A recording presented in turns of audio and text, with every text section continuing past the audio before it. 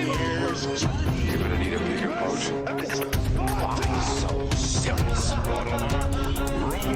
I am Iron Man. This is a tasty burger.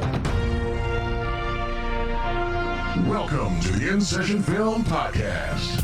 Welcome to episode 638 for May 26, 2025, and I'm Jada Duran. And I'm Brennan Cassidy. Hey, thanks for joining us, everybody. This week on the show, it is a Mission Impossible eulogy. The end of an era. It is all over. We have trusted Ethan one last time, and now all there is to do is Climb the reckoning Burj with Khalifa. the memory of, or that. We could climb the Burj Khalifa. Either way. No, we are here to talk about Mission Impossible. We're going to talk Tom Cruise and the stunts in the Mission Impossible franchise. We think this might be the end of the Tom Cruise era of Mission Impossible, but who knows? We say that, and it's not as if this isn't the first time the franchise has decided, hey, this might be the end, only to come back in a few years. So I don't know. Didn't they do that with Fallout? A lot of people have been talking about how Fallout was kind of a more successful conclusion for Mission Impossible than this whole Dead Reckoning / Final Reckoning experience. Yeah, I mean, Fallout was that. Ghost Protocol was supposed to be that as well. Obviously, that with didn't Jeremy happen. Renner. Yeah, that didn't work. That ended up going in a different direction. So I don't know. I will say this, and we did mention this on our review. We have a review of Mission Impossible, The Final Reckoning. The wonderful Griffin Schiller joined us for that conversation. It was great. And if you went back to that conversation, for those that have listened to it, you'll already know. But we were not the biggest fans of The Final Reckoning. And in that conversation, we noted that we think this might be the end. Who knows? As we just alluded to, it might not be. But Tom Cruise is 62 years old. And the whole film, at least up until the ending, was trust me one last time. That was its ethos. Yeah, this is it.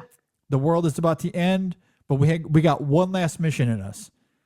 And that's how the film presents itself for the majority of the film. A film that is almost 3 hours. Then in the final 2 minutes, it very much retracts that a little bit. But a little bit. I have to say, JD, in the days since we recorded that conversation with the great Griffin Schiller, even to this point, I have not been able to stop thinking about the movie. It is still sitting with me. I think still for maybe the wrong reasons, but I think I'm at a point now where I'm just over analyzing this thing. I really am. Perhaps it is like I don't think I made it clear enough during that review. This is a very strange movie, especially a strange Mission Impossible movie. And I do stand by what we said, how the final 2 minutes or so of The Final Reckoning might suggest that who knows if this is the end. I don't know. I think there might be some interpretive things there. It's what a weird movie. Yeah, I mean, I don't want to necessarily relitigate our review here. It was a long review. We went an hour and 40 minutes with Griffin on this, but I don't know. It was fun to talk about. In some ways, I feel like I'm the opposite of you. I don't know if I'm wrestling with it enough, given much of the discourse out there where a lot of people seem to really love this film. They are going for it. And I cannot, for the life of me, understand what they are seeing. I do not see what others are seeing. All I see is a giant mess with a screenplay that has no clue as to how to tie all of its threads together. That's all that I see. I don't see anything in the Grace character. I would love to know. I would love for people to sit down here with us and thoroughly go scene by scene and fully articulate how they came to the conclusions they did with the characters, with its plot threads, because I just don't see anything interesting with Gabriel and the entity. Its themes are thinly veiled. Grace is wholly underutilized. Benji is a lot of fun, but again, he's just doing his typical Benji things. Yeah, and I could go on and on. I'm obviously just spitballing here. I know there's a lot to go into. I will say this, and I don't know if I said this during our review with Griffin. I did like Gabriel more in The Final Reckoning than I did in Dead Reckoning. I'll say that because he is the butt of a joke in some ways in The Final Reckoning. And the film seems to know that. And I kind of like that the film is almost maybe unintentionally aware of how uninteresting that he is. So they play that up. And I if there's maybe at least one component in the movie that is successfully being a bit self-aware, I think that might be the one point. Yeah. So I will at least say that. I mean, he is definitely the butt of a joke. I personally don't find that compelling given how he is presented in that first film. Mm-hmm. To me, he is a waste of space here. It's not the performance. I'm not hating on the performance. It's almost like the movie knows he's a waste of space. Yeah. At 3 hours long, that's something you could easily cut out of this movie and not much changes. The only thing that would change if you cut out Gabriel out of that film is the biplane sequence at the end, which again circles back to everything we talked about in our review. They had a spectacle and they tried to write around it. And boy, is that more evident than with Gabriel. That could have been any insert random henchman flying that other plane. Exactly. Yeah, that's true. I guess you could have simply cut Gabriel out of this and it's whoever the entity got next could be flying that plane. That is a good point. So yeah, I guess even in that context, there's no argument as to why Gabriel is in this film. And as I noted on social media, I noted this in our conversation as well. In Dead Reckoning, we see no less than 3, maybe 4 flashbacks to some sort of connection between Ethan and Gabriel. Before Ethan was a part of the IMF, and there is no payoff to that at all in Dead Reckoning. They bring it up very, very briefly. They show one brief clip, but they don't even show the girl Marie. They just show Gabriel. It's basically a regurgitation of what they did in the first film without ever giving any sort of clarity to it or closure to it. It's very strange. Like, again, that's where I want to sit down with someone who loved this film and I want you to explain it to me thoroughly. Maybe we'll go scene by scene and you tell me why this has heft to it or where the connection is, because I do not at all see it. I think it's bad. I weirdly want to see this one again. I know my dad wants to see it, so I probably will go see it again, and he and I will go together. If for some weird reason on a second go-round, I start believing in that potential theory I tossed out there during our review, then maybe I'll come back to you and actually have that conversation with you. And I wouldn't be surprised if my side of the story is, the heft to it, there is no heft, and the movie knows it, and that's funny. Like that could be it, which maybe I'll find it interesting. Okay. Maybe I won't. I honestly don't know. I'm so this is turning into like a Matrix Resurrections type deal for me. Which I think that movie's certainly more successful at whatever it's trying to do, but I'm having a weird reaction to this movie and I kind of like that I am. I just don't see that being the intent here because it might not be. There are not many people that are talking about it in that light as you are.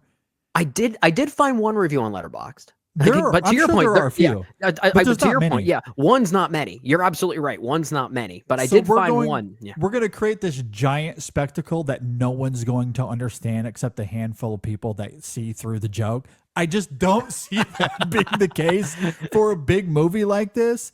And also, I don't know how interesting that is either. Especially like the tone of the film is the most serious that they've ever been. It is literally nuclear apocalypse. It is the end of the world. the tone of the film is incredibly dire. Now, I do think that the film weaves its stakes and tone with its humor a little bit better for me than in Dead Reckoning, partially because there's not nearly as much humor in Final Reckoning. But I think it threads that needle a little bit better. But generally, 98% of the film is, this is the end of the world. We got to stop the entity, and we're very serious about this. One thing I want to ask you, because Dead Reckoning also had a bit of that self-serious tone to it. For me, there are moments in the Final Reckoning that get so heavy and self-serious that it almost makes its way back to camp in a way. And I don't know if that was intentional, but I did want to ask you, because when we ended that review of the Final Reckoning, we started talking about how we're starting to develop a bit more of an appreciation for Dead Reckoning, which is a film that you and I didn't really go for at the time. Yeah. At this point, do you still like the Final Reckoning more than Dead Reckoning, or have you swapped that? No, I think I've swapped it. Okay. Yeah. Yeah. I mean, and not because I necessarily think that Dead Reckoning is that much better of a movie, but it's at least a movie. Trying to be a movie. Yeah. I don't think it's entirely successful. And because of what the Final Reckoning ended up being, there are simply just a lot of loose threads and empty foreshadowing that never comes to fruition. Yeah. But that's not Dead Reckoning's fault. The Final Reckoning, we assume, because it is a part 2, despite the different names, it is a part 2, and it just doesn't address those loose threads at all. Or if it is brought up in Final Reckoning, it is so thinly veiled and hollow that it doesn't carry any weight. But Dead Reckoning is at least a movie. I think it has some interesting setup with Gabriel and the entity. As setup goes, I think it's fine. And again, I don't dislike its gravitas or its tone. My issue with Dead Reckoning isn't so much that it carries this blanket of dire things are really taking a turn here. That's fine with me. For me, it's the blending of that with premature ejaculation jokes. Sure. I'm sorry, that just doesn't work in that context. Sure. For me, that's where, again, either thread that needle better or commit to a tone. That's where I think that film kind of falters. But primarily, the biggest issue I will forever have with Dead Reckoning is the way that it treats Ilsa, excuse me. That will never, ever, ever, ever, ever work for me, especially given the ending of Fallout and how it gave you a ripe opportunity to really indulge in that Ethan-Ilsa relationship, to really go for it full bore, no strings from Ethan in any other area of his life anymore. He's completely free of all of that. You can really go into that relationship in a meaningful way, and it just actively refuses. And not just refuses, it actively dismantles that relationship for another girl for Ethan to chase, a woman that wants absolutely nothing to do with him. It's a shame, because Haley Atwell was actually really good in the movie too. And I think it's frustrating. Again, and it just kind of comes back to this whole franchise with Ethan and his humanity. Are we going to treat him like a human, or are we not? Are we going to dig beneath the surface, or is he just going to be a womanizer? That's what this feels like. It's like, okay, well, he's married to Julia. We're throwing her out for the bathwater. In comes Ilsa. Now, that is recontextualized later, but at the time, that's how it felt for me. And then now we're completely discounting Ilsa for this Grace character. Like, is he in love with Ilsa or not? Like, he barely grieves her in that film. She dies. And I did not expect this to be a review of Dead Reckoning all over again. I get so frustrated with these movies. Like, I want to like them because the spectacle of it all is great. But I'm sorry, spectacle and visuals are not a movie. That's not entirely what makes a film. I think that's why I'm still slightly higher on Final Reckoning than I am Dead Reckoning at this point, because by simply refusing to acknowledge those things, it doesn't have the burden of those frustrations anymore. So I guess in a way I can appreciate the movie in a vacuum more so than Dead Reckoning. I will say I did rewatch that's Dead fair. Reckoning. Yeah, That's I did totally fair, rewatch Dead Reckoning after seeing Final Reckoning to see, okay, do I like this more now that I've seen Final Reckoning? I do a little bit. I think because the pacing's really good, I like that it has this constant sense of escalation to it. It almost feels like a 3-hour climax in some ways. And if there's anything that potentially makes the death of Ilsa work, it is Tom Cruise's performance. I do think he's very good in the movie, but it is still I think he's great in yeah. Dead Reckoning. 100%. I think he sells the death of Ilsa very well in that particular moment in the short term. Yeah. But where it does go afterwards and how Haley Atwell is still required to be integrated within the narrative, that's where it becomes a huge, frustrating missed opportunity. And again, it just circles back to like the humanity of Ethan. Mm-hmm. Is he really human or not? I mean, in our review of Final Reckoning, we talked a lot about how he's basically Jesus. Oh, yeah.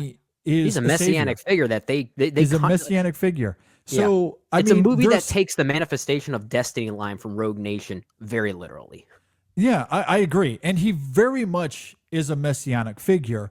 But 3, Mission Impossible 3, Rogue Nation, and Fallout, those movies, and I guess you can include the ending to Ghost Protocol, those movies did try to get beneath the surface to, while he's still very much a savior of sorts, and he doesn't have a ton of flaws that the films address, there's still a human component, especially in 3 and Fallout, that I love. There's an emotional vulnerability to Ethan that we typically don't see in these films. And the Reckoning films, I do feel like undermine much of that humanity to play up the messianic saviorism that certainly defines the character, and but also that emotional vulnerability that the previous films had set up is completely wiped away, just gone. Now, to your point, it's there in the performance in Cruise, and a few moments here and there, but generally, like the broader view of him is, okay, well, Ilsa dies, and he does show some emotion there. It is great. Tom Cruise's performance is wonderful. I agree. The next scene, we're on to Grace, baby. I got a new girlfriend now. Let's do it. I like to think that the humanity arc of Ethan Hunt ended with Fallout. And then if there's anything to go further with the Reckoning films, those are really more about Ethan Hunt, the narcissist, over anything. Yeah, like, there's a nihilism to those movies, a cynicism to those movies that I haven't quite learned to really like yet. And I guess but it does make those movies kind of weird and unwieldy, and I like that on paper. And that's why if there is one of those two movies, if there is one that I'm more likely to come around on those specific notions, it's probably Final Reckoning over Dead Reckoning, because I think Dead Reckoning is the one that does take itself a bit more seriously and tries to actually have a conversation with that thing. But I do feel like Fallout is really where Ethan Hunt, the human, met his endpoint. Exit. Yeah, no, and I agree with you. And that is, to me, I guess maybe why I'm still clearly frustrated with these movies and the will they won't they in terms of that humanity, because I thought that the franchise was really starting to, between 3 and now up to Fallout, had started to really gain some momentum in that regard. And then we get to the Reckoning films and it just wants to completely wipe that away between his reaction to Ilsa's death and then very quickly moving on to Grace. And I'm obviously being facetious and joking about him quickly moving on to Grace as a new girlfriend, but that is essentially what happens. And I'm sorry, there's just nothing human about that to me.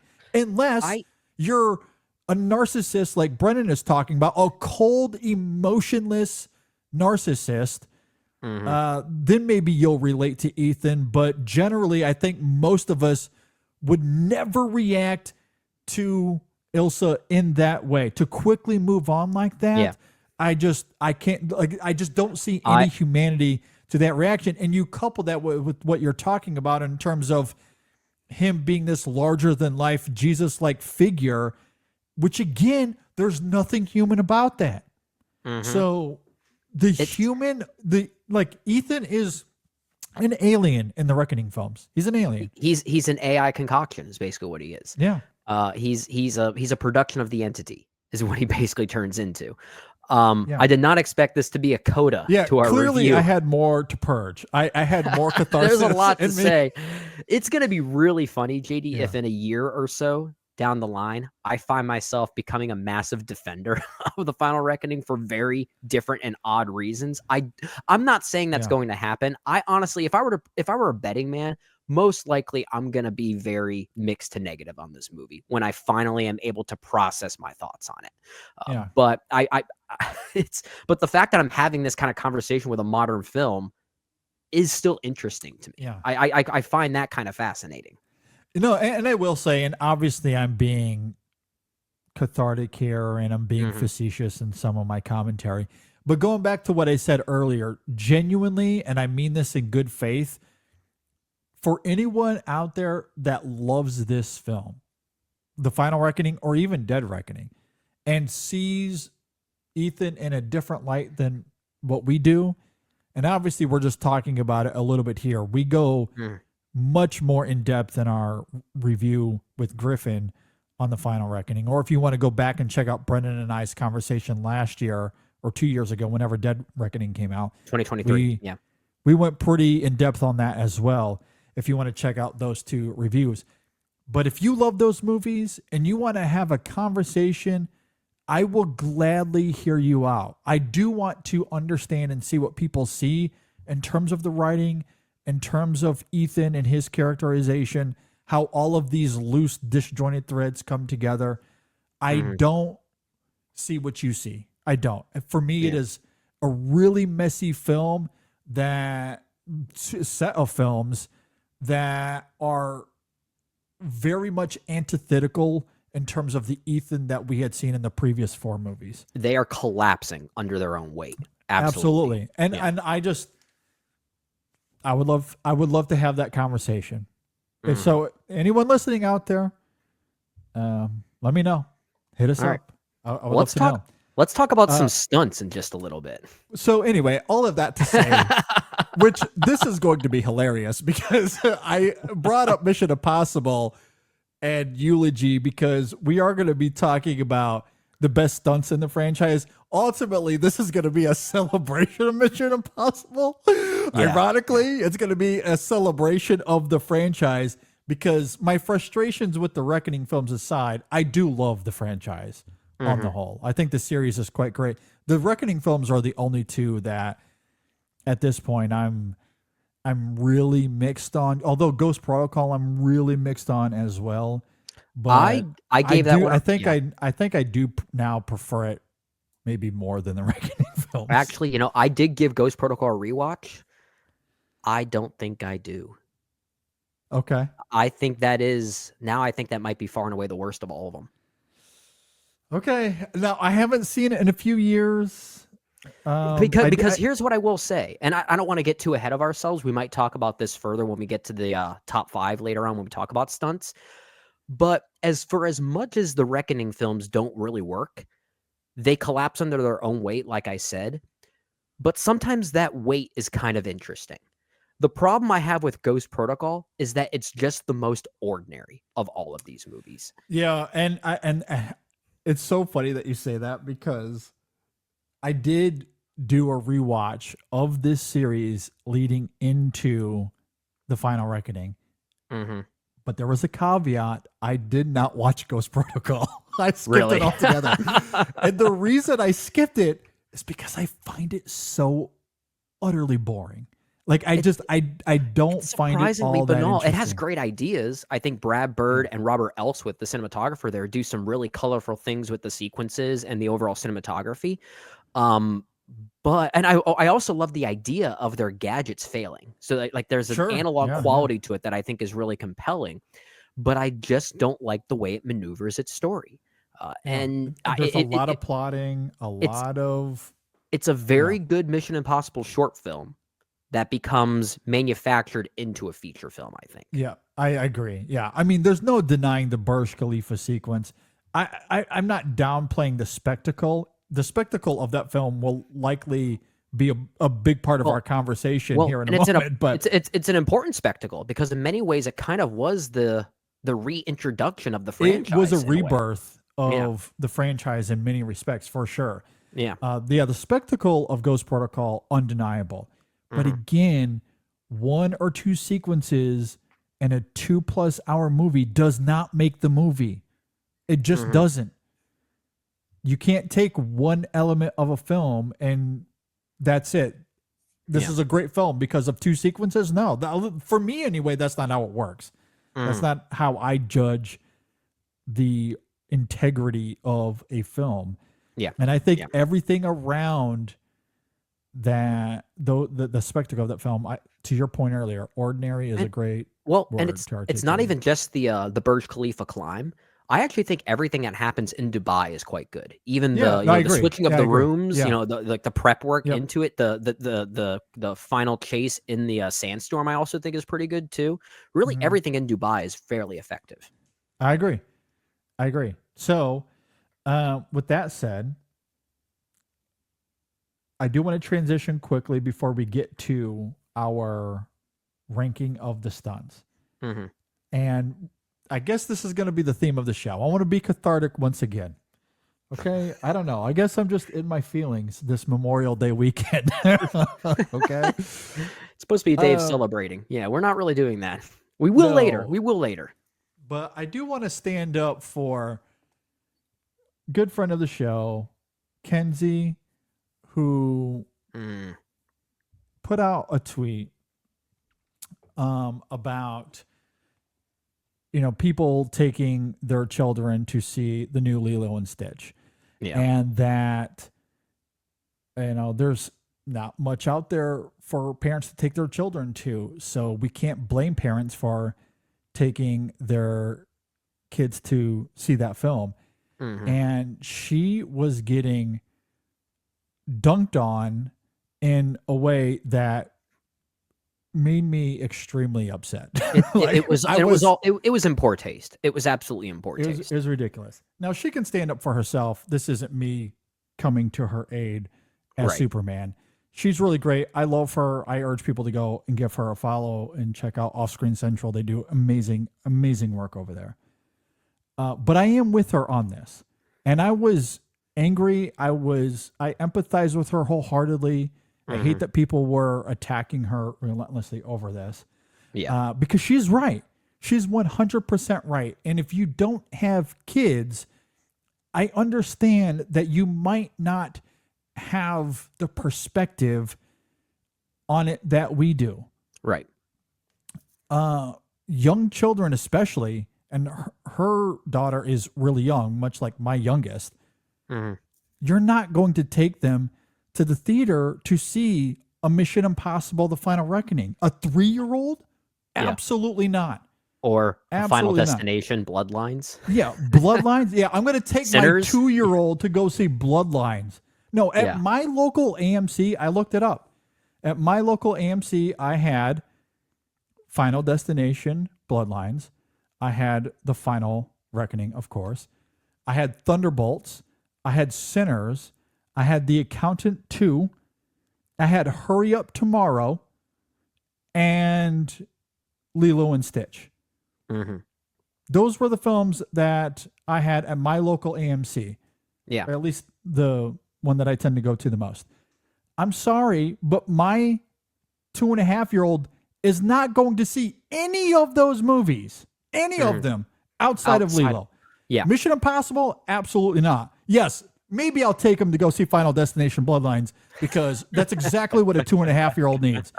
Thunderbolts? No. Not going to sit through a Thunderbolts. Not going to sit through a Sinners. The Accountant 2? Absolutely. Hurry Up Tomorrow? I'm not even sitting through a reel tomorrow, let alone a 2-year-old. I thought this was common sense. I mean, seriously, you look at that lineup there, and that's the majority of theaters out there nowadays, right? At least given this weekend. I mean, maybe the only other one could potentially be Thunderbolts, but I even think that is a bit darker and a bit more psychologically challenging when compared to most other superhero movies that we get nowadays. Yeah. So that doesn't even really count. And I quote tweeted that whole exchange. The anger is directed at the wrong person, that wrong person being Kenzie. If anything, the anger, and you don't want kids to be subjected to bad entertainment. And I do, in that sense, I do agree that we want children out there, if they're going to go to the movies, let's give them good content. Let's give them good movies to see. But the anger should be directed at the studios for not giving us that content in the first place. Yeah. Yes. And I've seen some comments about that regarding how film at large, and perhaps some of that initial pushback was coming from this ethos that film generally over the last, we'll say 15 years, has been infantilized in some fashion. And I don't necessarily disagree with that, especially when it comes to mainstream Hollywood. There has been more of a sharp cleanliness to a lot of the stuff that comes from those studios. And that somewhat speaks to your point, though, Brennan, ultimately, that the studios are making these movies that seem to be misguided in one way or another, whether it be in terms of the product itself or who they're marketing it to. I don't really know. There certainly is a gap for sure. But at the end of the day, and I do hope that the studios learn this. We just heard this from Bob Iger a few weeks ago. We talked about it here on the show. Absolutely. When it comes to Marvel anyway, hopefully this correlates to every arm at Disney in terms of making good movies. We're going to start there. We're going to make good movies. I hope that is the ethos at Warner Brothers, at Paramount, whatever studio you want to talk about. Make good movies first. There has been, I don't know if that's been the priority for a lot of these major studios in recent years. Yeah. However, when it comes to being a parent, you have, this is common sense. Who am I talking to here? Should I just talk to the wall? Because I feel like that would be more useful of a conversation. Like, I know we're trying to bring this up here and have a conversation about it because it makes me, I don't know, maybe irrationally angry. I love angry JD. This is fun. This is fun. The people reacting toward Kenzie, I mean, I don't know them, so I obviously don't want to come at them personally. I am going to presume that many of them aren't parents, but you're not taking a 3-year-old to see any of those movies. I don't care how infantilized they may or may not be. I don't know. Those movies specifically, you're not taking a child to see. Even my oldest, my 9-year-old, who, throwing this out there as a plug, you're going to see in our review for Lilo and Stitch. You did join us for that conversation. That should be adorable. It was tomorrow. It was a lot of fun. He obviously went to see Lilo and Stitch with me, and I would take him to see Thunderbolts. I think he could handle Thunderbolts. Yeah, he's old enough, I think. Yeah, but the rest of those movies? No, absolutely not. Of everything that is in theaters right now, he's going to see 2 of those, and he's 9. My youngest, I don't even know if I would take my youngest to see Lilo and Stitch. Not that he couldn't digest it. It's a very family-friendly film, obviously. But he's a toddler, and toddlers typically, it's going to depend on the child. Which is to say,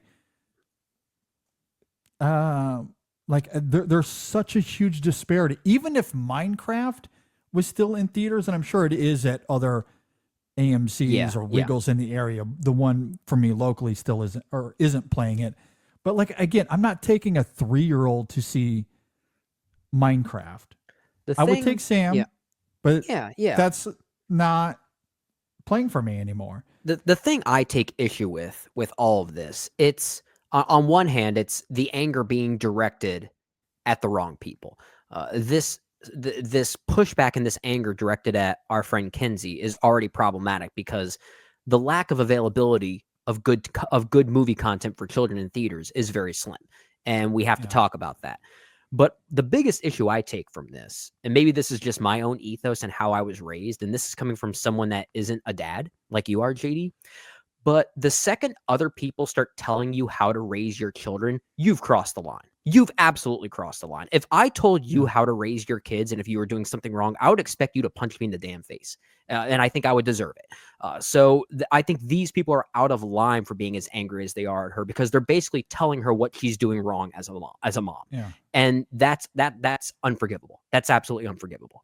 Yeah. I mean, if you want to take your child to see Sinners or Final Destination, that is your prerogative. That's fine. I'm not going to tell you do that. Yeah. not to do that. And I'm sure there are parents that do that. When we went to see, or when I went to see Mission Impossible, it was at the local press screening here. And there was a woman in there with, I would say the child was about 2 years old. Wow. I don't know if that was another member of the press or someone of the general public that they let in for that screening. I don't really know. But you know, there are people that do see this differently than what I do. I think that's perfectly fine. You do you. If you don't, you know, because babysitting is expensive. Yeah. And, you know, getting like daycare is super expensive. You want to live your life. I get it. That's fine. Yeah. But I'm not going to tell you what you're doing wrong. Insane. It's not crazy for people to not want to take their children to see Bloodlines or even Thunderbolts. I don't think young children would sit through a Thunderbolts and handle that well. There's nothing in theaters for young children aside from Lilo and Stitch. And that's ultimately what Kenzie is talking about. She's not talking about teenagers that can go see Bloodlines and Thunderbolts and Sinners. Yeah. Obviously, she's talking about young kids. She's talking about not even preschoolers. Yeah, I mean, even Sam, he could handle Thunderbolts. And, you know, I think given its gravitas, I'd have to have a conversation with them about it afterwards because there's some heavy Sam's material what? there. Is he 10? He's 9. Oh, he's 9. Okay. So there's material there. And again, your perspective may be, well, a 9-year-old can handle that, no problem. No. Again, that's just... It depends on the child, depends on how... It certainly depends on the child, but 9-year-olds are still very much young children. Yeah. They're very much young children.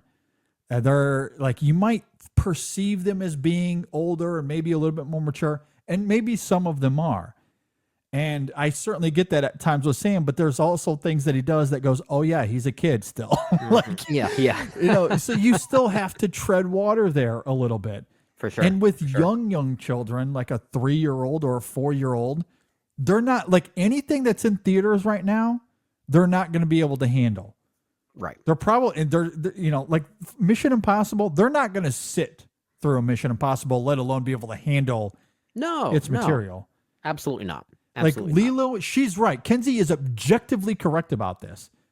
There is nothing in theaters right now for young kids other than Lilo and Stitch. And you can't blame parents for taking them to see that film. And of course, their young kids are going to want to see that film. And of course, we're going to have this conversation again sometime this summer, right? People are going to have this exact same conversation given what's available and what kids physically can't see in the theater. Yeah. And what they can see is probably going to be something else that a lot of people are going to take issue with subjecting kids to. And I just think this is a Hollywood problem. It really, like a lot of it is. And it certainly points back to Disney making, you know, they clearly made the right decision, even though, as we'll talk about in our Lilo and Stitch review when that comes out, that film was clearly meant it was made to be on streaming. It does not look great. Its aesthetics are really feeble. Yep. But they obviously didn't care. They were making a movie that would pander to the nostalgia of the parents taking the kids, while also in the marketing pandering to young kids. Right. So they wanted to go see it, and it's only in theaters right now. I mean, I'm sure it'll come to Disney Plus in a few months, but as the summer is approaching, it's Memorial Day weekend. What the weather's warming up. Now's a good time to take your kid to the theaters, and this is your only option. Yep. That's it. That's right there. That's it. That's it. She was right about that, and people losing their goddamn minds over it. Kenzie, we love you.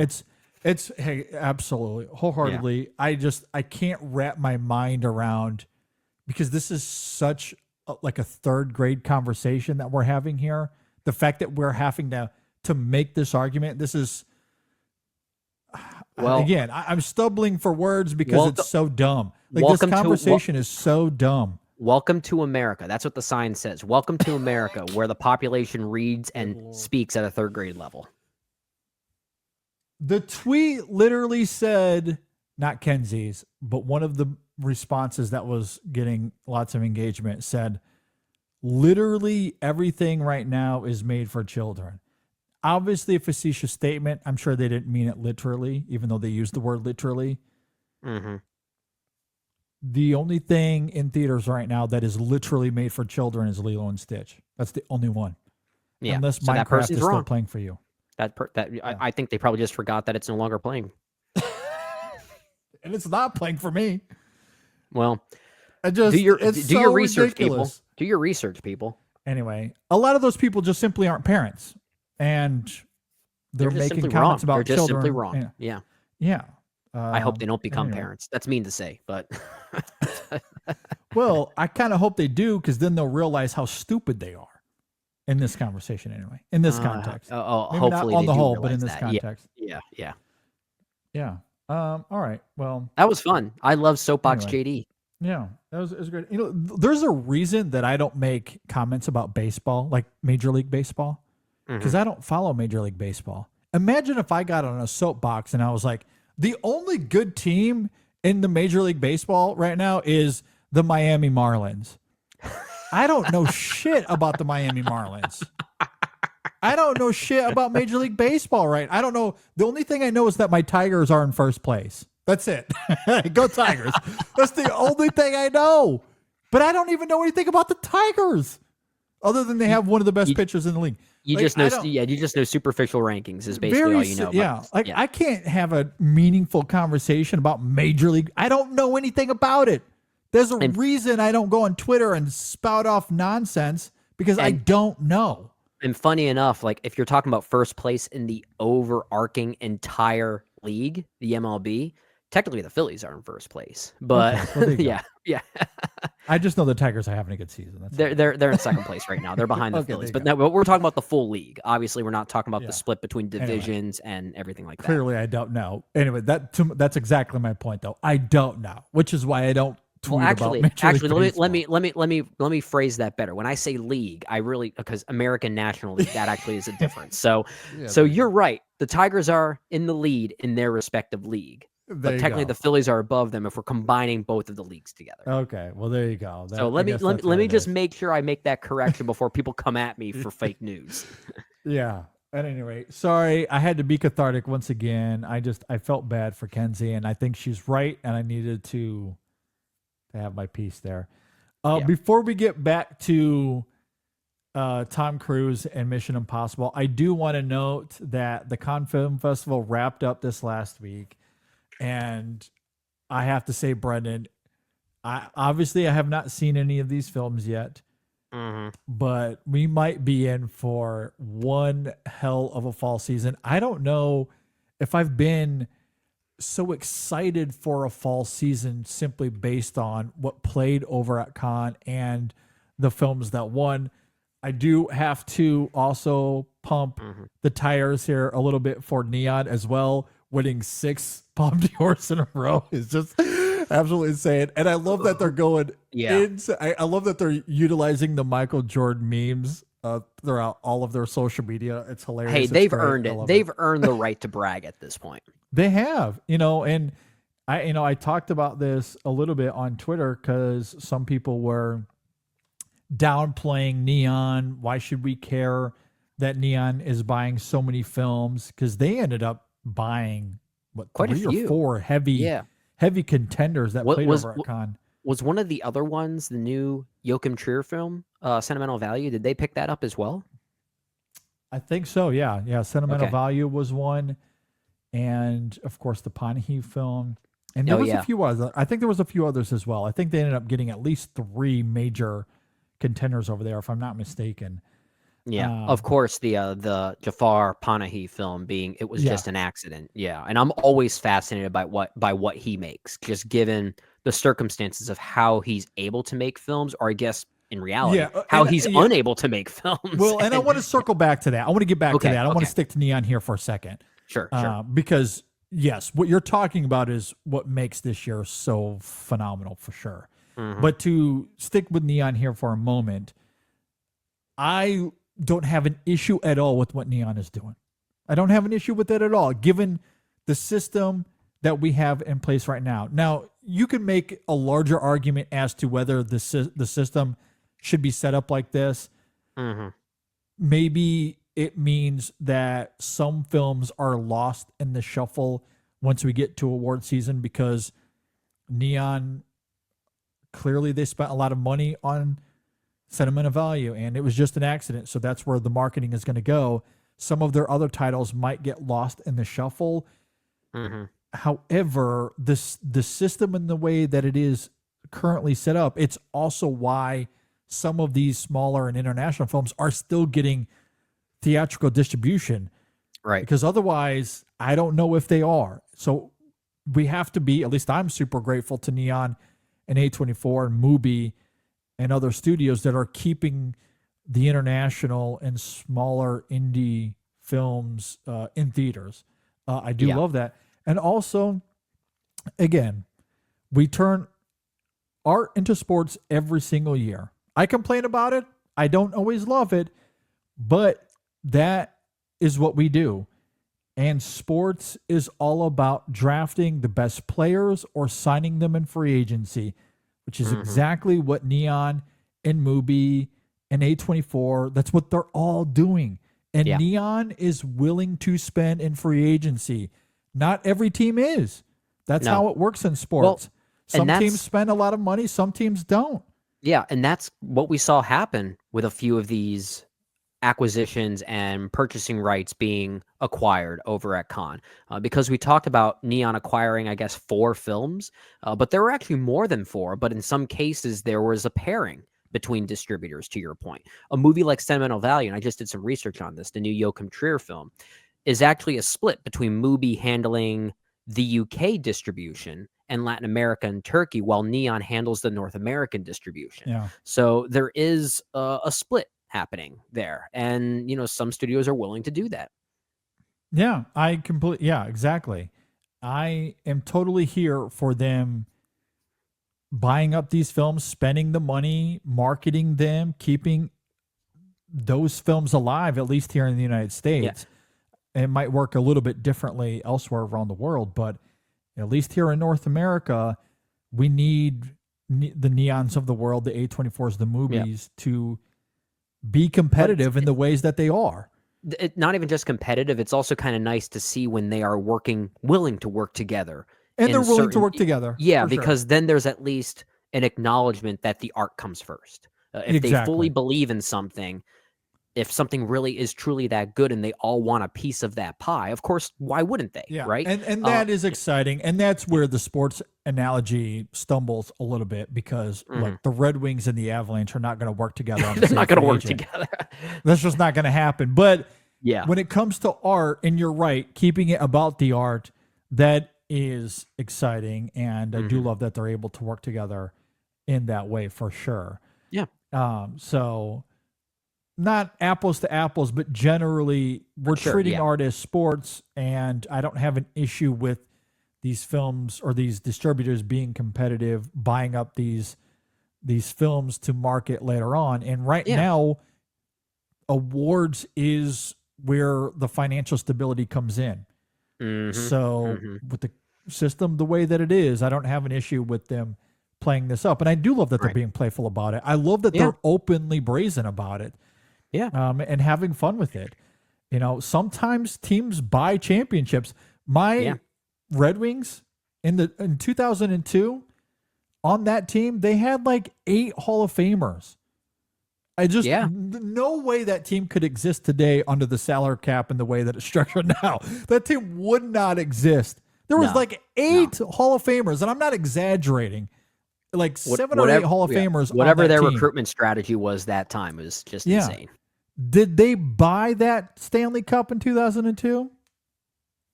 Probably. Do I care? Absolutely not. Right? My team won the Stanley Cup, and that will forever be etched on the cup that they won that year. Who cares that they bought it, right? And this happens in other sports with other teams.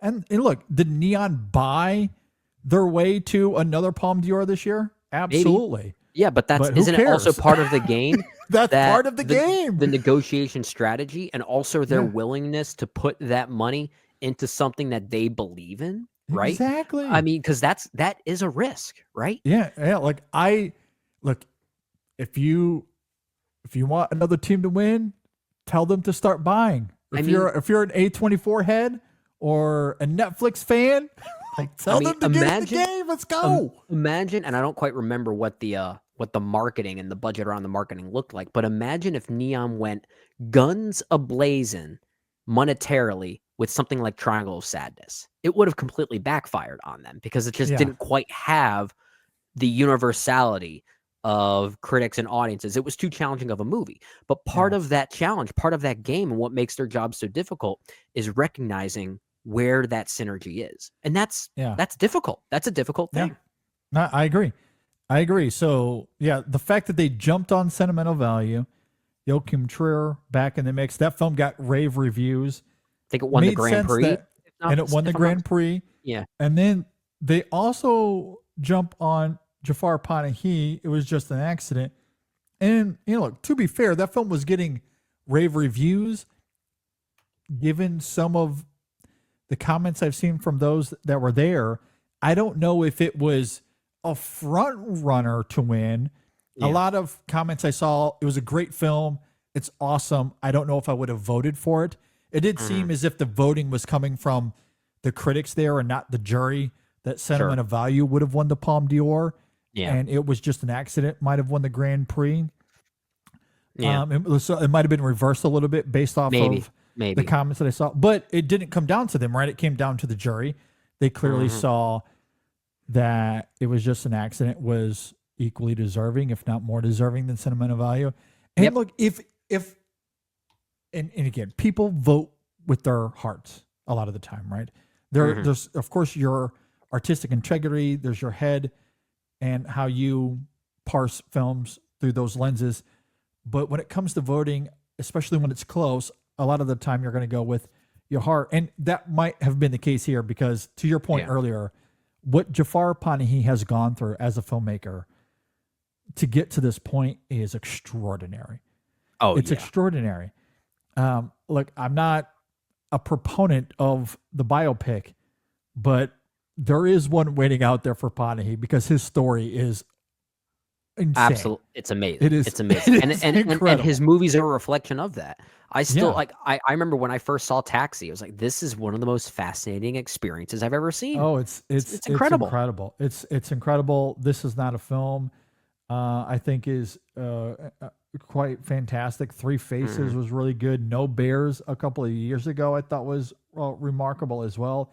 And that was a film made illegally. Taxi, Three Faces, No Bears, those were all made illegally. Yeah.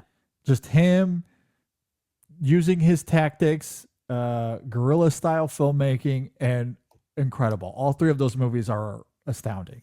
Pretty awesome. They are pretty awesome. And then it was just an accident, also made illegally, and he won the Palme d'Or for it. Well, he's got a safety net for sure right now. Yeah, it's incredible what he has gone through. And this is a man that's been jailed for his beliefs and for making movies illegally. In fact, I think recently he just got out of jail, if I'm not mistaken. I think he did. I don't want to say for sure because I'm not too sure. Yeah, I'm not too sure, but I think I did read that somewhere. And then he heads over to Cannes where he wins the Palme d'Or. And it is so indicative if you watch the video when he learns that he won, just pure elation. Just it's an incredible video. It's one of my favorite videos. Like I love Jafar Panahi. He makes genuinely great art, but you couple that with the socio-political issues he's had to face, and it makes this win just striking. He was released from jail in February of 2023. He spent 7 months of a 6-year sentence there. So you were right. Okay, so somewhat recently, yeah. Just remarkable. I was so happy, so thrilled. I obviously haven't seen the film yet, but I'm looking forward to it. It's great because it's Panahi. He doesn't miss. He doesn't miss. He only makes great movies, so you know it's going to be great. But the fact that he won the Palme d'Or, just I was so thrilled, so happy for him. And sentimental value, it's Joachim Trier. I'm sure it's fantastic. It's one of my most anticipated films of the year anyway. So Joachim Trier once again working with Ronald Reinsva. I'm there for that. Yeah, absolutely. Jury prize went to Sarant and Sound of Falling, which obviously haven't seen, but looking forward to those films as well. Director goes to, I'm not sure how to say this, Kleber Mendanka Filho for The Secret Agent. The Secret Agent actually got 2 awards here, which I think is pretty rare because it also got Best Actor for Wagner Moura for The Secret Agent as well. Yeah, and I think this was another Neon pickup, if I'm not mistaken. Yes, that was another one. I mean, again, they're going hard in the paint. They really are. I love it. You know, they set aside a budget for Cannes. They absolutely do. Of course, yeah. And I think they all do. But it's Cannes. I think all these studios do, but Neon apparently has the bigger pocket, or at least like the bigger bank, if you will, when it comes to this. Yeah, and I can't recall who threw this stat out there. I'm sure there were a few sources. I saw this on Twitter. I wish I could recall who it was so I could appropriately point to them for this. But I did see that like this year's crop of winners is noteworthy because like no English speaking or no North American, no American movies at all were acknowledged in terms of awards. So just looking at all foreign language, all international films. It's a nice change of pace. Here. So, yeah, for a second I thought you were going to say about Neon acquiring the distribution rights for 6 consecutive Palme d'Or winners in a row, which again, this continues that trend. But that's an even more fascinating tidbit there, that this was very much a non-English speaking crop of films that was being represented. That's really interesting. Yeah, I don't know what that means as far as awards later on in the year when it comes to Oscars and things of the sort, but it could mean that in terms of international cinema, assuming that we get all of these films later on in the year, if these end up being 2025 films for us, it could be a really, really astounding year for international cinema. I'm looking forward to it. What if they're all nominated for Best Picture and then Lilo and Stitch goes on to win? Of course, because that's how it works. Yeah. All right, Brennan, let's talk about coffee. Oh, we love it. So good. You love it. So good. It's the best. It's what keeps us going through now these summer warm days. You're busy. Maybe you're traveling. You're swimming, which is what I did over the weekend. Oh, yeah. I took Happy Memorial Day indeed. Yeah. We hope everyone had a great Memorial Day weekend. Yeah, and I need to speak to that quickly because I was at a party with some friends. It was actually some friends from college, and the 2 of them who were married were doing a renewal of their vows, and it was really quite great. And of course, you get to a certain age, we're all in our mid-30s at this point. Rather than talking about alcohol, we're talking about things like coffee. And one of them at the party actually brings up, I love coffee, but I wish I can find something that's more organic, maybe something that's a bit more ethically made and sourced. And I was like, well, you are in luck. There you go. You are in luck indeed. Salesman over the weekend. Look at that. I love that. I hope you gave them our promo code so they can get 15% off. But yeah, that's why we love Coffee Cult. They source specialty grade coffee. They source it ethically. They only work with farms that are doing it the right way. And this is incredible coffee that has, like, there's no chemicals involved. There's no manufacturing to, like, give it these weird flavors that aren't natural to the coffees. These are natural flavors. When we tell you that a certain coffee, such as the Ethiopian Harar, which is one of my favorites, it has these bright flavor notes of strawberries, blueberries, citrus fruit. I mean, I've sort of joked here on the show that it tastes like drinking a blueberry muffin. It really does. It does taste like a blueberry muffin. And it's incredible. But those are natural flavors to the coffee. Absolutely. Because we're talking about elite gourmet coffee, or something like Sumatra, which has these incredible notes of chocolate and oats. And it's got a really immense flavor profile in that direction. So no matter what you like, medium roast, dark roast, they have it all. They got great blends, the single origin coffees as well. It's fantastic. One of my favorites that I've really been drinking a lot lately is the Costa Rica Cumbres, which is, it's honey processed. So it's like one of the first coffees to have this honey process, and it's one of the few places in the world you can get it from. Okay. And it is exquisite. It is so good. Well, I've had that reaction for every coffee cult that I have had, especially those that were made in bourbon barrels. That is really great. Oh, that was a great blend too. So yeah, go to coffeecult.com, coffee with a K, cult with a K, cult with a K, coffeecult.com. Use our code at checkout, ISF25. Again, that code is ISF25, coffeecult.com. And you'll get 15% off when you use our code at checkout.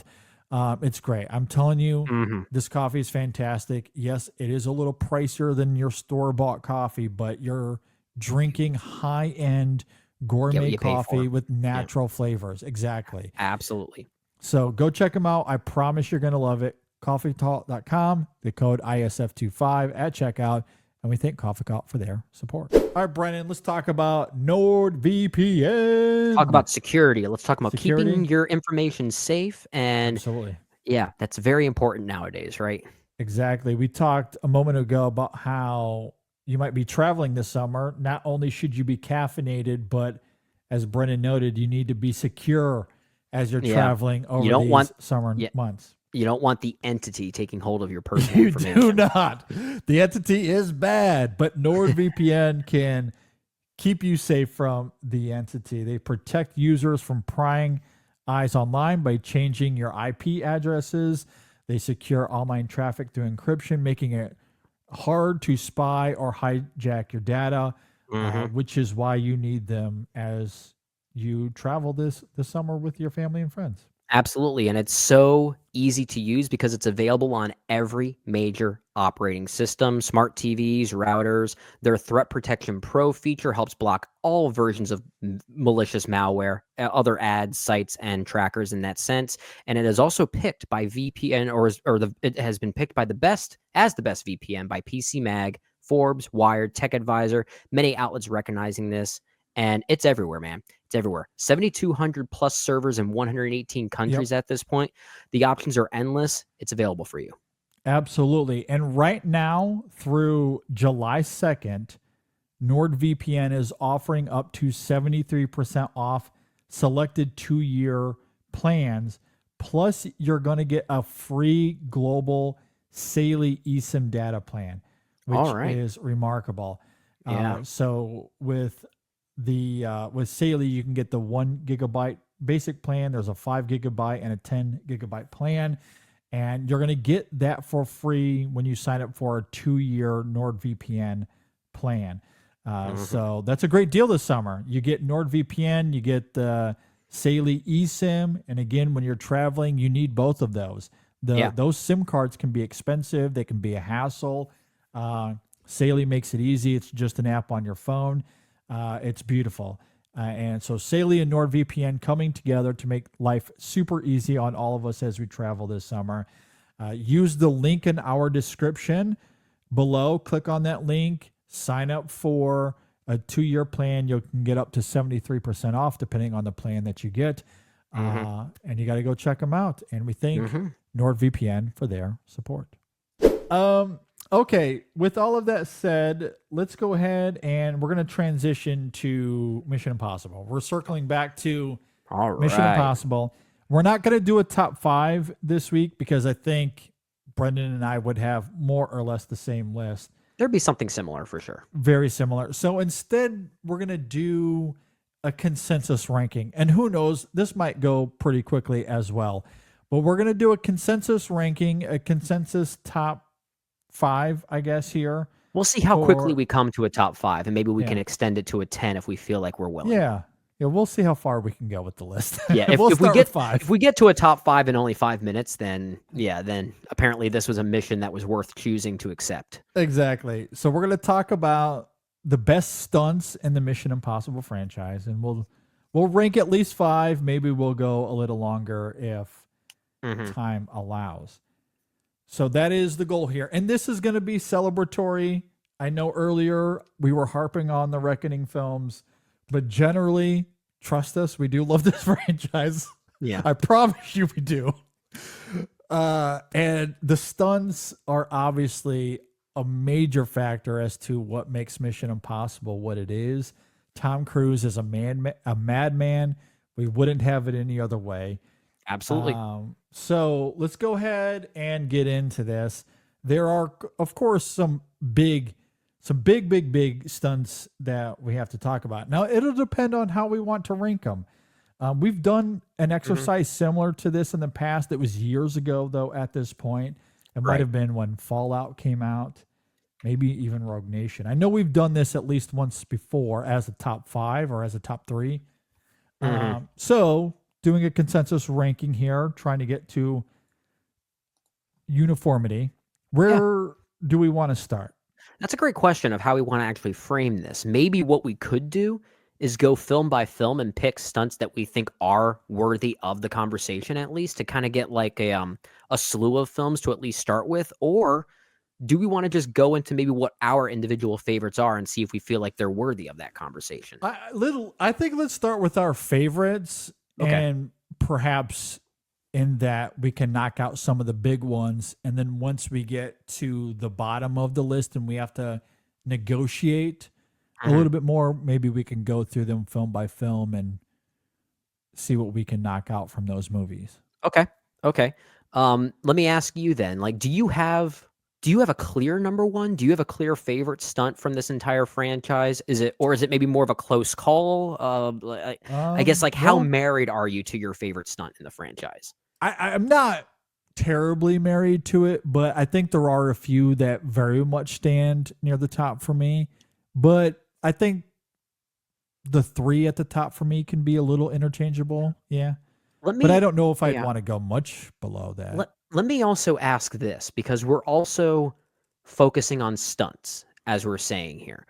I do have a very clear favorite action sequence from this franchise as my number 1. And it's honestly not even close. But I'm not sure if it really qualifies as a quote-unquote stunt, if that makes sense. At least by comparison to some of these others. My favorite sequence in all of these movies is the opera scene from Rogue Nation. But is that a stunt when it comes to the context of this? It's choreographed, and Cruise is clearly doing his own fight choreography, but I don't know if I would call it a stunt per se in the way that from that same movie, the airplane hang is. It's kind of in its own bubble, if that makes sense. And I want to bring that up as a question. I mean, I think by the book definition, it's a stunt for sure. There's stunt work in it. Yeah. Stunt work in it. There's choreography involved. Yeah. So again, by the book definition, yes, it is a stunt. Is it one that you like? I do think it's one that people might not associate with this exercise because often we think about the crazy things that Tom Cruise does. A lot of what makes this scene so great for me, it's more so to do with what Christopher McQuarrie is doing as a director to craft it and the editing around it, the sequencing of it, as opposed to the stunt work itself. Well, and that's what I was also going to bring up. Even though it might not be up there with the helicopter and plane sequences or the Burj Khalifa in terms of holy cow, can you believe what Tom Cruise did? It's also a sequence. If you just simply ask the question, not necessarily stunts, what is your favorite action beat of the franchise? Now that might spin the wheels a little bit differently. Yeah, and I think that is a scene that most people might say is their number one. Yeah. And that's why I wanted to bring this up in that way. Like for the context of this list, do we consider it? Because I think if we were to be a bit more broad with how we're titling this exercise, action beats as opposed to stunts, then I think it absolutely qualifies. I'm just not sure if it does, given this, because it's, are we celebrating the extreme nature of what Tom Cruise is doing? And this is a very different type of framing. And that's a great question. How do we want to frame it? Do we want to focus more on the crazy Tom Cruise antics, or do we want to include all the stunts? Because I do think it qualifies. If we're just discussing stunts broadly, then yes, I think it qualifies. I guess it just depends on the angle we want to go with here. Yeah. It is my favorite action sequence of the entire franchise. I will say that, but a lot of it is a lot of it. Yeah. And a lot of it is more to do with outside factors. I say we include it. All right. Well, that's my number one. Yeah. Because another one I think of is that moment of Cruise when he's tied to the pole and he has to like thrust himself over the pole. That is amazing. Handcuffed. That's a great point. Like, yeah, it's like, subtle, but it is still a stunt. Yeah, that's a stunt that essentially just leads to a punchy fight afterwards. But it's punchy fight. Those are the technical terms. New T-shirt design on its way. Sorry to get technical at everybody, punchy fight. Again, another one of those moments that you might not include with the giant spectacle, but I think still qualifies as one of the most impressive things he ever did in that franchise. Oh, sure. Absolutely. You know what I mean? So I think we can include things like that. Okay. All right. Then that makes this even more entertaining. I think this is going to be fun. Well, and I think in a similar way, another one of my favorite action beat stunts in this franchise kind of falls into a similar category. It's the CIA Langley heist in Mission Impossible 1. Yeah, exactly. Now, that's because I feel like that's something we have to include. Oh, yeah. We have to. It is iconic. It is transcended space and time in cinema. That has been so influential on culture. And again, that's not Tom Cruise jumping out of a helicopter, but can you name a more famous scene from this franchise?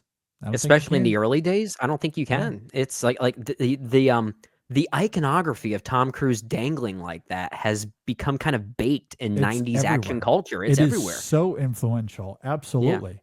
Yeah. So many movies have copied it, parried it. You have to include it, right? I think so. So okay, so I'd say it sounds like we have some synergy there with the Langley heist that we want to have that in our top 5 somewhere. Well, and I'll just let the cat out of the bag. The vault scene is my number one. That would be my number one.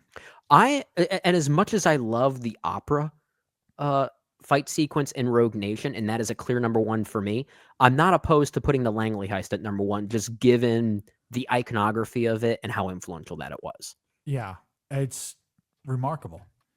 Yeah, and I mean, it's still like in terms of choreography and performance, I mean, Tom Cruise is really great. Like maybe underratedly so because of what's at stake there. And obviously Brian De Palma builds in these incredible moments of tension Mm-hmm. that Tom Cruise has to sell, and he does it so wonderfully. I love it. Yeah. Mm-hmm. Okay. So that's a tentative, maybe even solidified number one for us right now. We can keep talking about some of these. Okay. How do you feel about the opera scene in Rogue Nation? Like, is that one that you would feel okay putting in your top five? Yeah. Oh, yeah. I think it Okay. should be in the 5 somewhere. Yeah. Okay. So then I have those as they're obviously not definitive at numbers 1 and number 2 yet. That's just all we have. That's all we have thus Yeah. far. But I feel good about having those in the top 5 at the very least. I'm the other one for me, and I think this is just because I can't believe how insane it is. I don't think we have to have both of them, but one of them. It has to be either him hanging outside of an airplane or the biplane sequence in Final Reckoning. I cannot fathom anyone else. Like, to get a stunt person to do that, I'm sure would involve a lot. And then Tom Cruise himself hung on the outside of an airplane as it took off. I don't think you understood what I just said. He hung on the outside of an airplane as it took off. That is mind-boggling insane. I just cannot believe that happened. And the shot is incredible. The and static shot of it. Yeah. Yes. Yeah. It's so good. And on top of that, it is the movie's cold open. It's the cold open, which just makes it even better. I feel like there's just no stakes to it. It is pure adrenaline. And the fact that he strapped himself to the outside of an airplane for a cold open, just unreal. You know me, JD, for how much I love the movie Rogue Nation. I'm going to go on record and say I think that is one of the best action movies over the past 50 years. I think it's that good. I am more than happy to have 2 picks from Rogue Nation. Oh, I am too. I am too. But again, if it's not that, I can equally make a similar argument. As I talked about in our review of The Final Reckoning, I obviously don't love the film at large, but the spectacle of that film is undeniable. I do think the submarine sequence is intense. It's electrifying. I love it. And maybe this is simply my bias coming through, but Tom Cruise strapped to the wing of that plane, going through those G's, he is literally passing out on camera. During those scenes, you can see the G-forces moving his face below his chin as he's passing out. I think that is why, and I've been seeing this conversation on Twitter a lot, how a lot of people, I don't want to say they're starting to downplay the biplane sequence in Final Reckoning, but a lot of them are saying that sequence was better when Tom Cruise did it in Fallout with the helicopters. That's also on my list too. Like, I get that, but like, I don't see them as exactly the same. Oh no, I think I'm with you. I think the G-force, the flipping, if you will, of the biplane sequence is certainly it's the more acrobatic of the two. The emotional stakes of the one in Fallout are certainly better. I agree. I agree with that. Yeah. And so I guess it just depends on how you want to view it, because there is an emotional layer to the Fallout helicopter sequence that I do think is really great. And I think because of how they build up the characters and the drama in that film, when he climbs into that helicopter, there is a chase that is felt that I do love. And I certainly did not have that reaction with the biplane sequence, but just in terms of pure spectacle, in terms of a 62-year-old man, there are people that are young and healthy that probably could not go on that wing and do what he did. It is stunning what he put his body through to be able to move on that plane the way that he did. How the heck did he get insured for that? Unless you experience it, I don't think people fathom and realize how physically challenging that is. I mean, like, people talk about like dog fights from like World War II, especially when they're in that cockpit and they're shooting down 5 planes in one sitting. Like a typical dogfight lasts about 13 seconds because it wears on your body. True. And true. he's and obviously they didn't shoot it all in one take. They were up there a bunch of different times. But like that's the toll it takes on your body. And for him to go up there and do that over and over and over and over again to get that whole sequence at 62 years old, it's honestly a miracle it didn't kill him. Like it's unreal. So it sounds like we have potentially 2 airplane stunts also landing in our top 5. The one being the airplane hang in Rogue Nation, and of course the biplane chase in Final Reckoning. Yeah, I mean, if we're just considering a 5, I'm okay to just pick and choose because there's obviously other ones we want to talk about. And so we can just pick one. If we end up getting to a 10 here, then yeah, we can include both. But like, both of those sequences are truly mind-boggling. It's like, it's what makes cinema and this franchise in particular, just culturally defining and engrossing. I love it. I mean, that's why we go to the cinema. That's why we go watch these movies in IMAX, is for things like that. I agree. The Langley heist, the opera fight, the airplane hang, and the biplane chase. I think that's a solid 4 to start this conversation off. Yeah, absolutely. For sure. I do want to go back to Mission Impossible Fallout, which is for many the best movie of the franchise. And it sounds like you were considering the helicopter chase. That's a great option there. I think my favorite stunt in that movie is the halo jump. Primarily, I was gonna say, the halo jump, or even to your point earlier in terms of just punchy fight scenes. Oh, the bathroom fight. Yeah.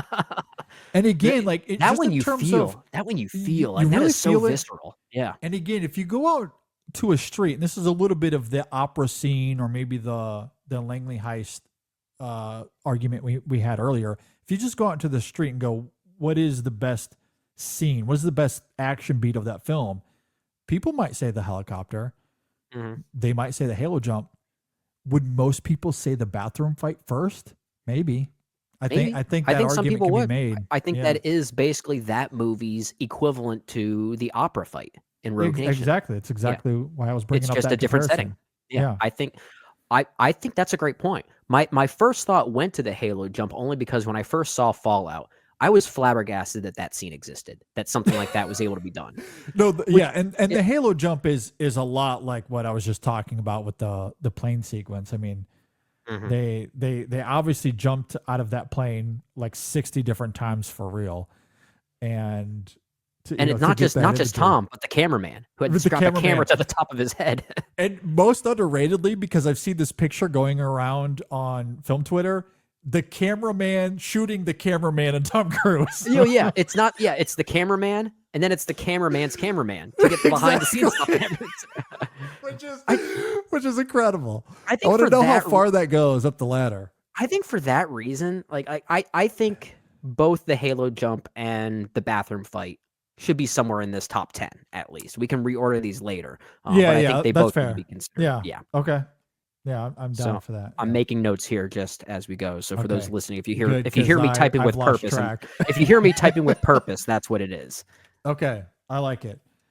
Okay. We don't like the film, but I think the Burj Khalifa has to be mentioned here somewhere. It has to be mentioned. I will say this, and I'm probably going to lose a lot of people with this one. I do think it is one of the best stunts in the franchise. It absolutely is. And as we talked about earlier in this episode, it's maybe not even sort of, it arguably is the turning point for this franchise in what it ended up becoming. Much of Ghost Protocol, it's surrounded by this scene, and what this scene did sort of served as a new reintroduction of what the franchise would become. There is... Okay.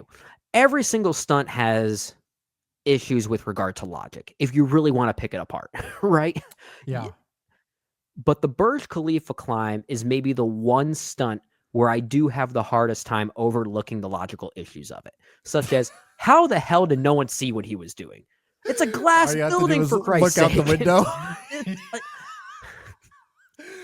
Yeah, I mean, because you can't see him when he's hanging outside of an airplane because he's on the outside of an airplane. See, like, yeah, the Burj Khalifa climb, as great as it is maybe the one stunt where the logistical issues are still a bit problematic for me. Yeah, But does that lessen the stunt and the intensity of it? Not Yeah. really. It's more of a storytelling problem than anything else. yeah, But it is something I am considering, which is why I didn't immediately go to that one when talking yeah. about these. That's. It's funny that you say that because I recently watched one of those videos of an ex CIA officer talking about different spies. Oh, I and think I different saw that films. same one. The guy with the slick back curly hair. Yeah, Is and it he was that same talking thing? about this film. I can't remember. Maybe it was that person. I don't know. But they were talking about that scene, and essentially, to your point, they were like, if we were doing this for real, we would have to conjure some sort of scenario like he was the window washer or something like that. So Yeah. that way it would make sense and people wouldn't be like, there's a guy just climbing on the outside of the window. Because they would Yeah. see him. They would clearly see him because it's all glass, to your Yeah. point. I think So they that- would have yeah. to manufacture something like that Some type of narrative. rather than yeah. him climbing. He's like, oh, he's the window washer. And then they kind of make their way in or whatever. Yeah.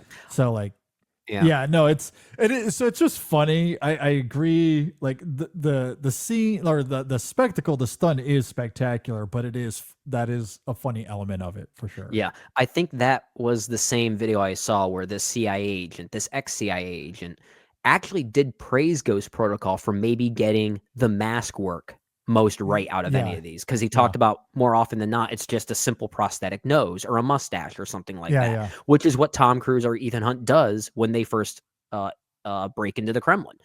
So like it is interesting to see when this franchise actually does get some things right, if not most things wrong, which I don't care about. That's just the nature of these movies. But when they do get some things right, I find that kind of interesting. But anyway, Burj Khalifa, that climb, that stunt, should it be in the top 10? Yeah, probably. It's just not the one I immediately went to because I think out of all of these, some of those logistical issues are a bit more glaring. Okay. Yeah, I think that's very fair. I'll make a note of that here. So we have 7 that we've talked about that we feel like we'd like to throw into the top 10 somewhere. I don't know if this is top 5 worthy, maybe top 10.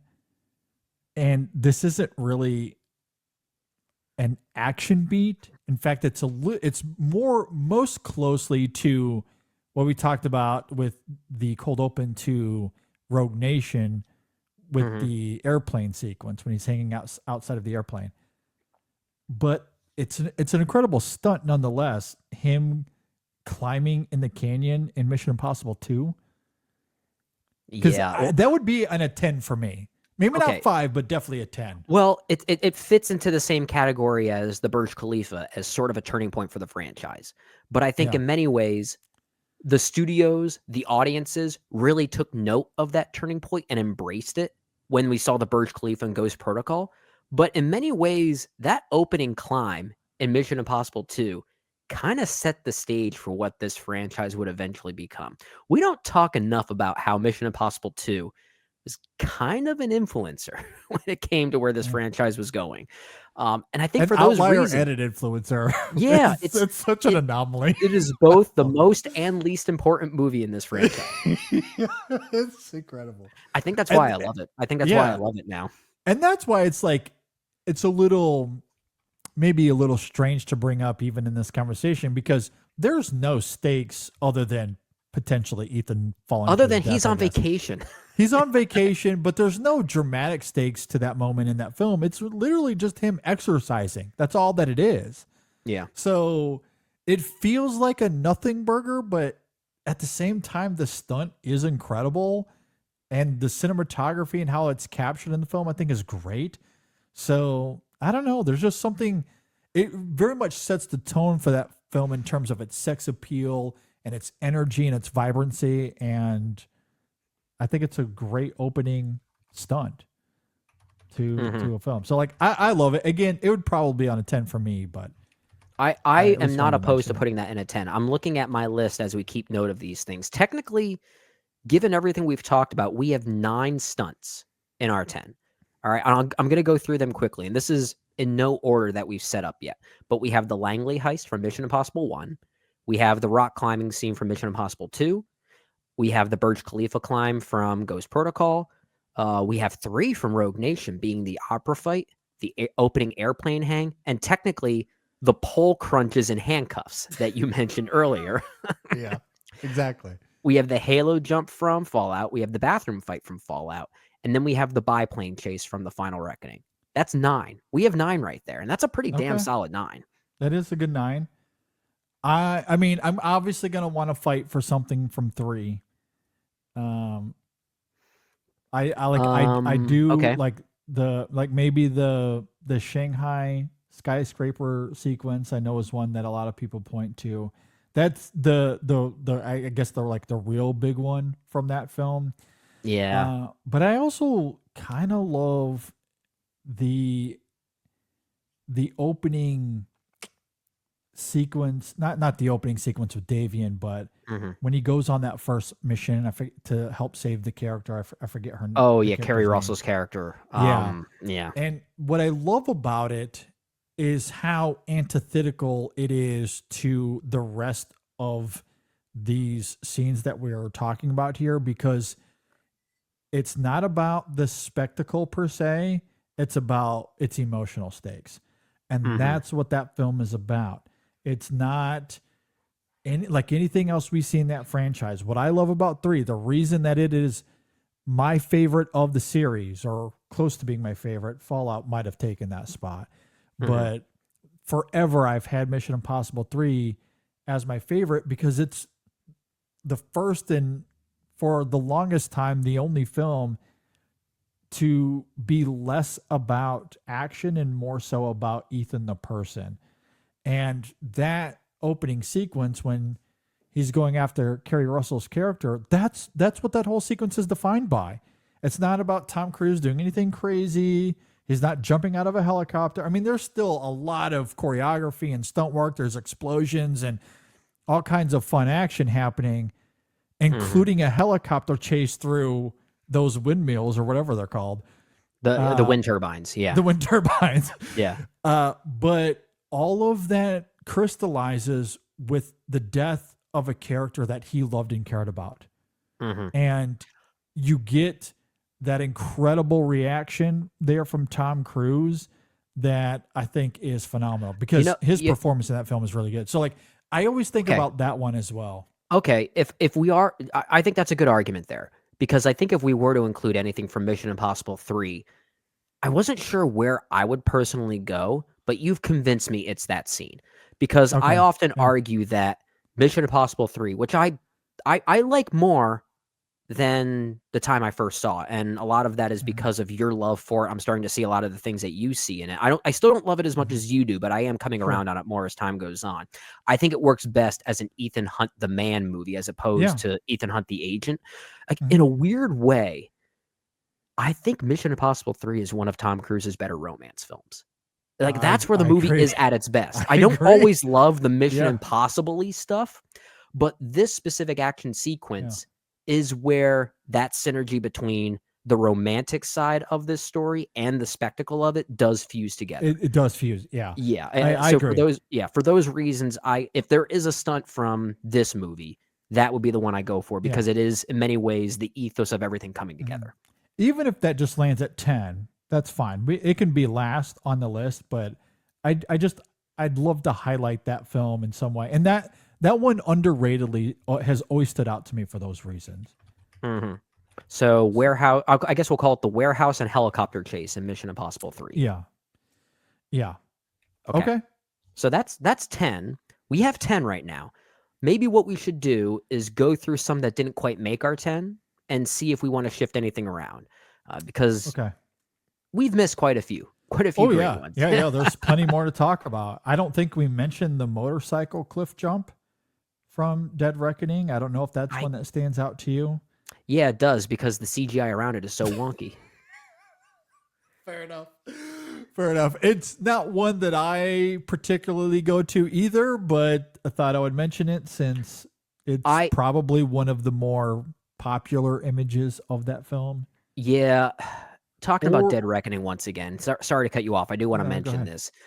In my rewatch of Dead Reckoning, like I said, I did like it more, primarily because I think there is a sense of constant escalation to it that makes the movie overall very thrilling. Actually, I still think the first half of that movie is quite great. And that even includes the chase through Rome in that mini Fiat, that yellow Fiat. That's probably the best stunt there because I feel like there's still a that was practicality. I was going to bring up. So, Yeah, I mean, I think the best sequence in Dead Reckoning is everything at the airport. But I think the best stunt, the best action beat is that chase through Rome.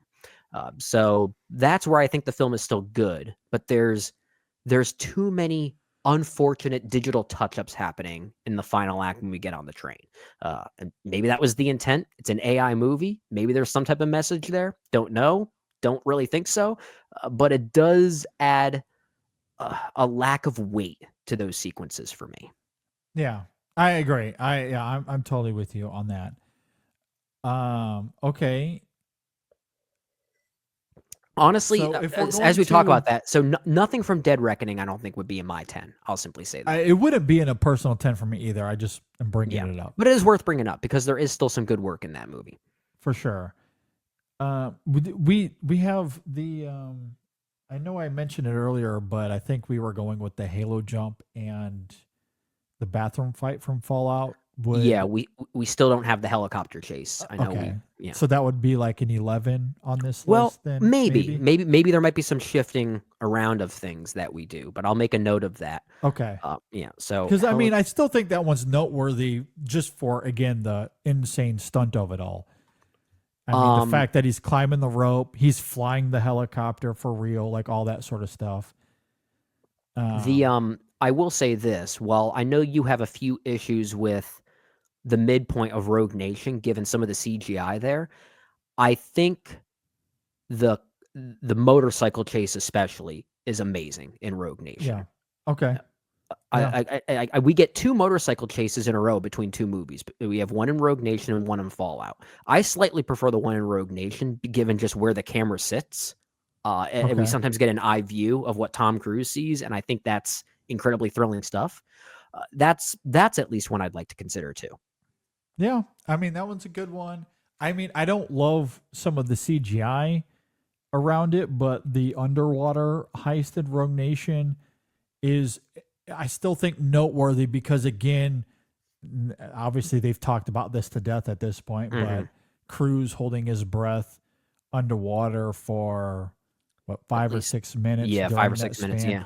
And there is a claustrophobic nature to that sequence that I think is really great. So I wish that the visuals around Cruise were a little sharper, but as a stunt spectacle, still noteworthy at the very least. That one still works despite the CGI, whereas some of the stuff at the end of Dead Reckoning doesn't work. Because even despite the CGI touch-ups that you can notice in Rogue Nation, you still get the sense, to your point, of claustrophobia. You still get the sense that Tom Cruise is really in some type of condensed space, even if some of the stuff around him is added in post-production. Well, and it also works because the stakes are also much more felt than anything you get in Dead Reckoning or Final Reckoning.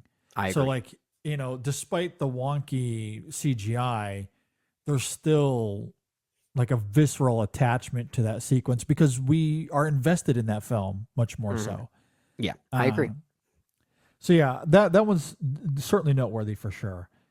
Yeah. So I have that noted here. I know a lot of people would want to fight for the, I guess what's sort of jokingly dubbed the Tetris car fight at the end of Ghost Protocol. Oh God. Okay. Which, I mean, sure. I don't know. I like it, but I just don't buy that Ethan could go fist to fist with a villain like Hendrix. I love the actor playing Mikhail Novkist. I love the actor, but he was saddled with the most uninteresting definition of a villain, and I feel bad for him. Yeah. And honestly, just Ethan being able to go fist to fist with a character as he is like that, that's the biggest logic jump too far that I can't make. Yeah. I can't, and it harms the sequence for me. Which is insane because he's in a car that drops from the top of a building that should have crushed him like 70 times over. I know. Like Like that last drop, especially, is like 30 feet. Like we buy that sort of, but not the fight. I mean, Yeah. that's crazy. I'm with you. But I don't disagree with you. That horrible character. I hate saying that. You know, great actor we lost too soon. So good in the Swedish versions of the Girl with the Dragon Tattoo movies. But yeah, and he was also great in John Wick. You know, I feel like that's a movie that actually took advantage of that sort of typecast around him and actually did something interesting with him. I agree. Yeah, I don't think it had anything to do with the performance. I just think the writing of that film, I think, is a big problem. The same with Léa Seydoux, one of the best actresses working today. I barely given anything of noteworthy to do in that movie outside of a few kicks. I agree. It's unfortunate. I totally agree. All right. Is there anything else that we need to mention or talk about? The Sevastopol heist from The Final Reckoning. Yeah, I think that should be, like, again, I don't love The Final Reckoning, but I do think that sequence is genuinely electric. I was really on the edge of my seat. I think it is thrilling. That and the biplane sequence, I might not have had the emotional investment as I did with a lot of these others, but I do think it is a really well done sequence. For sure. I agree. I think it should be included somewhere, yeah. I've got a list of 13 here for our consensus ranking. It sounds like... Should we just come up with another two and just have our 15? Like... So we'll go with maybe we just go with the top 15, but let's maybe try to order what our top 5 would be. Maybe we at least try to create a consensus of a 5. Okay. Yeah, that's a good point because I guess we haven't really done that, and that was kind of the whole main thing. The whole point was try to agree on something rather than just list a bunch of stunts and say, "Hey, this is good." Which is all we've done. Okay, I definitely want the Langley heist for sure. The Rogue Nation Opera House sequence. That's 2. The Halo jump, or do you want to do the bathroom fight? Great question. Great question.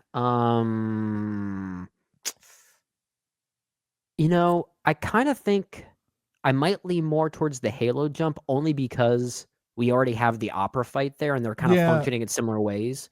So it's not a knock on the bathroom fight. It's more just, you know, how let's, you know, be a little bit more versatile with this top 5. Okay. Yeah. Halo jump, I think that's fine. Honestly, that's exactly what I was going to say. We have the opera house as much as I love the bathroom fight, but the Halo jump is really great, really noteworthy. And then one of the airplane sequences for sure. You mean between the airplane hang in Rogue Nation and the biplane chase in Final Reckoning? Yeah, one of them. I might prefer, well, I don't know if I have a preference really, but I guess my argument in this context might be the Rogue Nation cold open, just because that also strikes me as one of those, this is what defines Mission Impossible. There were similar to like Burj Khalifa. That was also one of those moments that kind of transcended the film in the sense that just the making of that went super viral when it was reported that he hung on the outside of that plane, and we were like, what?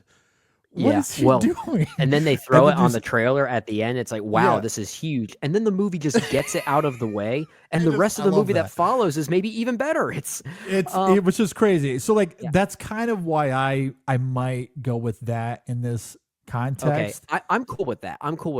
And the other thing about that scene that I love too is Ethan is introduced a little bit later, but up until that point, we get some banter between the supporting teammates. Yeah, and Benji and Luther is there. Yeah, and Brandt, played by Jeremy Renner, who I know they tried to set up as the new Cruise of sorts, the new Hunt of sorts for this franchise, which didn't happen.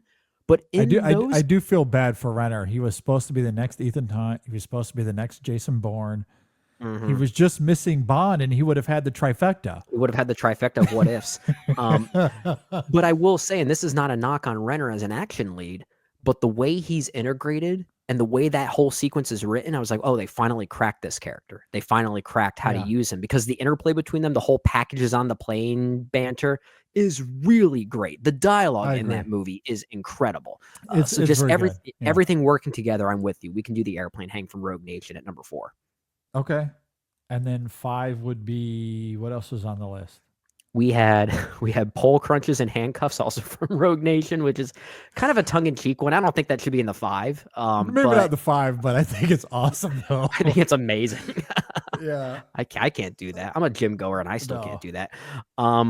Let's say I'm not opposed to keeping both of the airplane hang from Rogue Nation and the biplane chase from Final Reckoning running. I'm not opposed to that. That's a good 5. Yeah.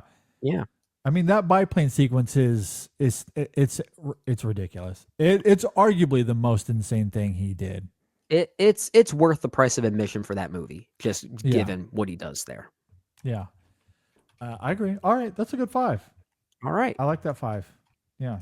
So we have, the Langley heist at number 1, the opera scene from Rogue Nation at number 2, the Halo jump from Fallout at number 3, the airplane hang from Rogue Nation, that cold open at number 4, and the biplane chase from Final Reckoning at number 5.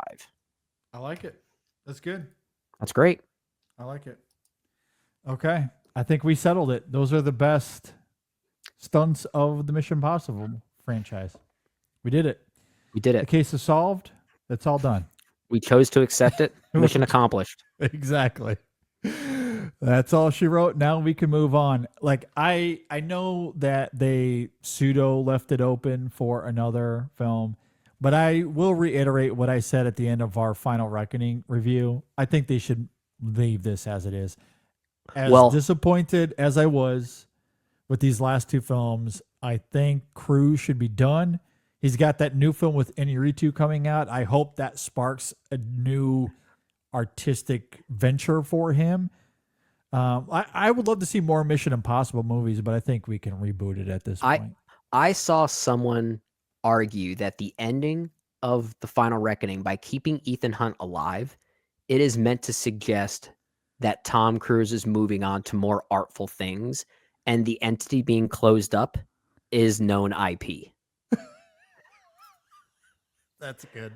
And because apparently, and I missed this, apparently this person argued that at that very end, when Ethan Hunt is in the middle of the that square, I guess it's in London or something, and he sees everyone that was a part of his team, he apparently looks at the camera at one point, which I did not see. I did not notice that. So again, this is not as ambiguous as I thought it was. This is why I want to see the movie again, and why I keep thinking about it. I mean, maybe. I still think it's hilarious that for 2 movies he's like, we got to kill the entity. We got to kill it until we don't. Never mind. I'm just going to keep it. It's my new pet.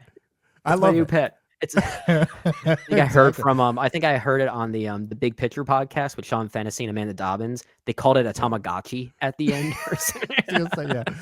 It's like his own like personal AI, like in the Shrouds, where the character's got his own little personal AI. That's how he's going to treat it. My wife called it a stick of butter. We're going to kill it. Yeah, never mind. I'm just going to keep it. It's for me. Well, he is Jesus after all, so it's fine. Isn't that what studios do with known IP sometimes? Yeah. Just close it up? Absolutely not. No. Keep it alive. They don't kill it. They don't kill it. They're definitely going to open that box. That the entity's definitely coming back. This is the new Pandora's box, is what it is. I just hope that when they open it, there's a new Ethan Hunt, because that's where we are. We need to, like, the next top 5 that we do should be Ethan Hunt replacements. Okay, and specifically Ethan Hunt replacements, not necessarily maybe one of the old characters taking on the mantle and it's still within the same universe. No, like complete reboot. Recast. Okay. And everything. Yeah. Everything. Like completely redone. You can keep the same style and energy. That's fine. I mean, it's Mission Impossible. Or you do what Bond had, like 4 different phases. Yeah. So my vote would be Jeremy Renner. Of course, it's going to be Renner. He'll have a comeback story. You will. That's what we all love. A good comeback story. Hey, if Disney's not going to pay him enough to be Hawkeye, maybe Paramount will pay him enough to be the new Ethan Hunt. Yeah. There you go. I guess if you're going to retool it instead of reboot it, then maybe Renner gets his due after all. Yeah. Maybe you just bring him back. That's how he gets his flowers. Exactly. Okay. Well, I think that'll do it for this episode. Again, if you agree or disagree with anything we had to say here, please let us know. Leave a comment below, or you can hit us up on Twitter, social media, Facebook, Twitter, Instagram, Blue Sky. Just hit us up. We would love to know your thoughts.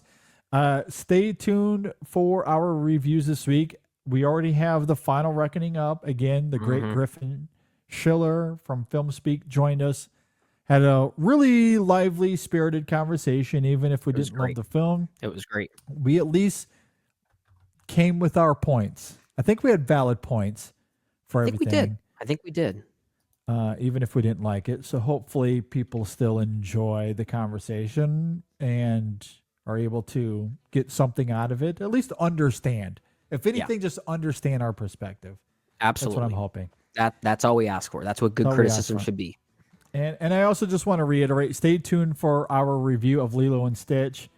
My son, Sam, joined us for that conversation. It was a lot of fun. He had a blast.